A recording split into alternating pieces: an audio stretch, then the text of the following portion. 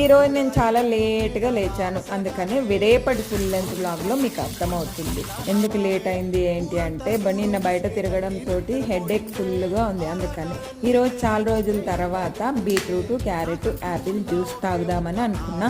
ఒక విసరకాయ కూడా వేసాను. విసరకాయ వేసినా కూడా మంచిదే. ఒక టమాటా కూడా వేసుకోవచ్చు ఈ ప్లేస్లో. ఈరోజు జావన్ స్కిప్ చేసేసాను, అందుకని తొందరగా అయిపోవడం కోసం క్యారెట్ మీద తోలు కడిగేసి క్యారెట్ మీద తోలు తీసేసాను. ఇంకా బీట్రూట్ తరిగాను, బీట్రూట్ మీద కూడా లేయర్ తీసేసాను. ఇంకా విసరకాయ వేసుకుంటున్నానని చెప్పా కదా, ఒక విసరకాయ ఉంటే విసరకాయ వేసుకున్నాను.